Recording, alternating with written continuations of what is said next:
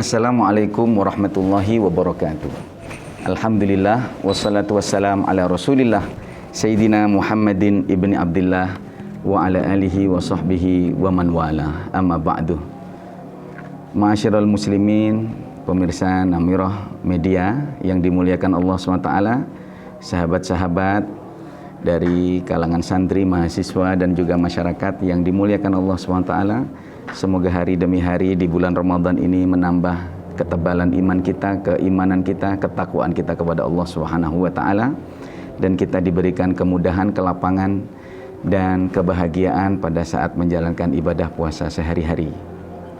Saya akan melanjutkan perbincangan kita 7 menit hingga 10 menit ba'da subuh tentang ulumul Quran yang telah saya sampaikan masalah zahirah Qur'aniyah atau fenomena pewahyuan.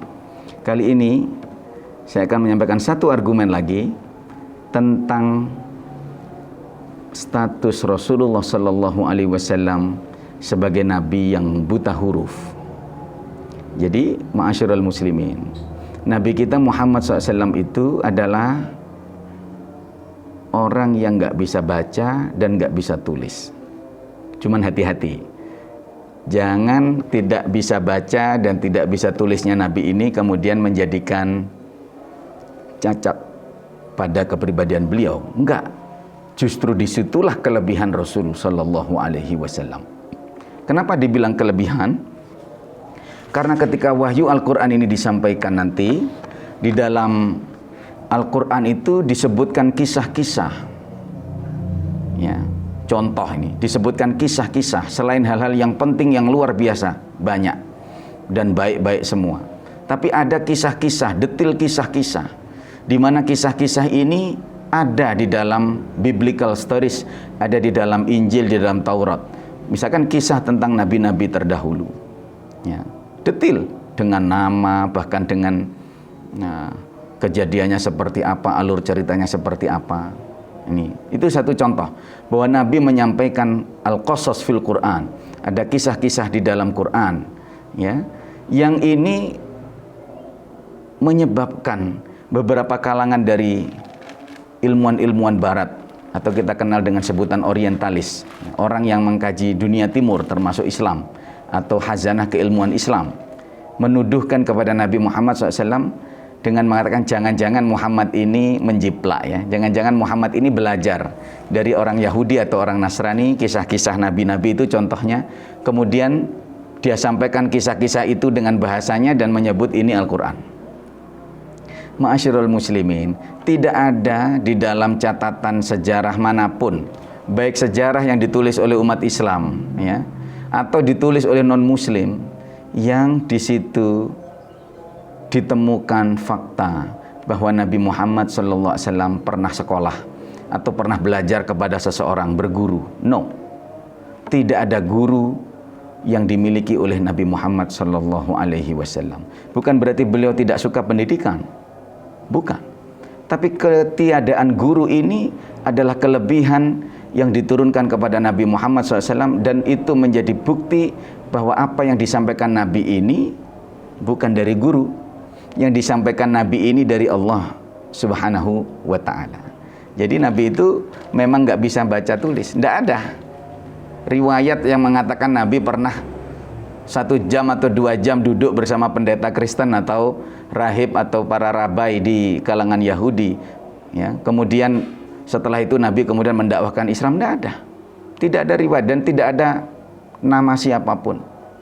Mungkin satu-satunya nama yang dikenal di dalam sejarah Muhammad adalah Waraqah bin Naufal. Ini saudaranya Khadijah, saudara sepupu. Tapi Nabi tidak berguru kepada Waraqah bin Naufal.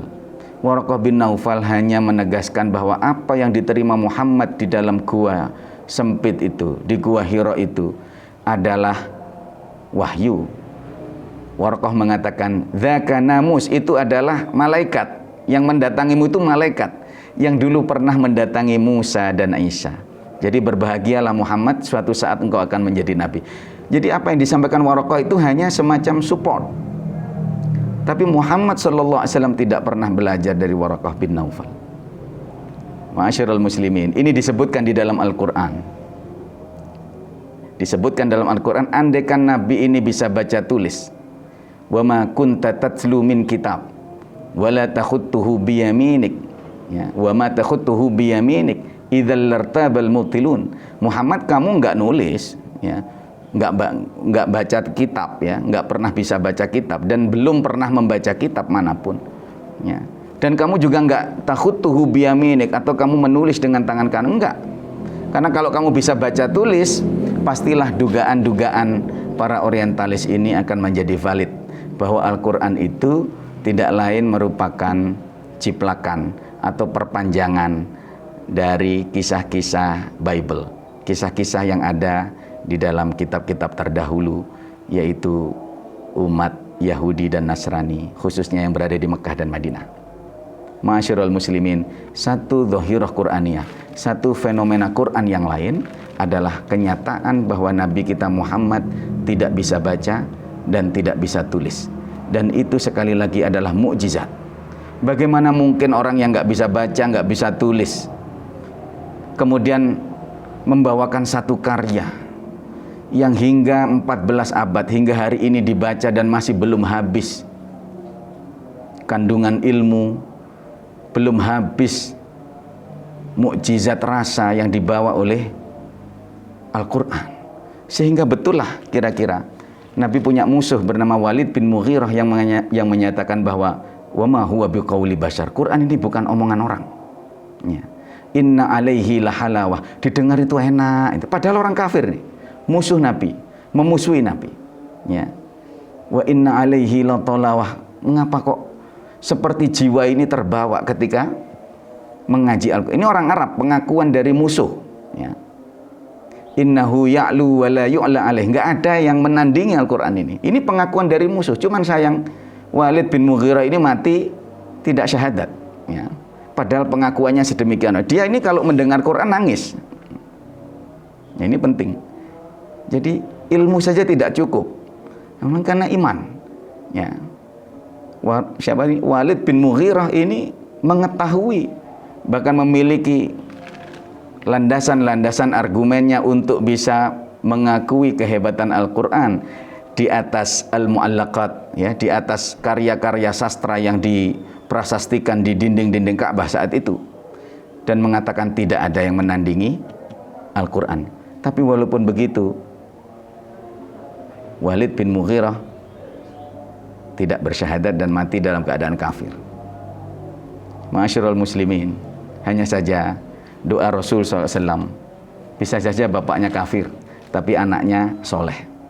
Dan betul lah, ya, karena banyak sekali musuh-musuh Nabi yang anaknya ini justru menjadi sahabat-sahabat dekat Rasul SAW. Walid bin Mughirah ini punya anak namanya Khalid bin Walid, panglima besar Islam. Abu Jahal ini punya anak sahabat yang alim bernama Ikrimah bin Abi Jahal. Jadi ini doa Nabi Muhammad SAW. Kalau kita ingat di dalam sirah akhlak budi Rasul SAW, ketika ditawari, apakah orang-orang yang melemparimu di Taif ini harus kami hancurkan? Ma bainal akhsyabain, Nabi kamu tinggal mengangguk aja, karena marah malaikat ini. Kata Nabi, jangan. Kalau mereka nggak mau, bisa jadi anaknya nanti mau dengar. Dan karena mukjizat inilah hingga hari ini banyak sekali, kadang-kadang orang tuanya nggak bisa ngaji, anaknya pinter. Kadang-kadang anaknya jadi kiai, padahal bapaknya hanya orang biasa. Bahkan kadang-kadang bapaknya nggak bisa apa-apa, tapi anaknya menjadi alim. Karena ini sudah dibuktikan di masa Rasul Shallallahu Alaihi Wasallam sendiri. Anaknya seorang munafik bernama Abdullah bin Ubay bin Salul, ya. Munafik ini punya anak namanya Abdullah, seorang alim yang soleh. Abu Lahab juga punya putri yang solihah bernama Durrah binti Abi Lahab. Yang ini masyhur ceritanya, sehingga ini adalah doa dari Nabi Muhammad SAW untuk umatnya, yang enggak pernah sekalipun beliau mendoakan jelek untuk umatnya. Bisa jadi semoga kita semua mendapatkan keberkahan Ramadan dan keberkahan Al-Quran, dan doa dari Nabi Muhammad SAW, kita dan keluarga kita, keturunan kita dijadikan orang-orang yang ahlul Quran, orang-orang yang dekat dengan Allah, dekat dengan Rasulullah, dekat dengan kesalehan. Ma'asyiral muslimin, semoga puasa kita diterima, Taqabbalallahu minna wa minkum. Wassalamualaikum warahmatullahi wabarakatuh.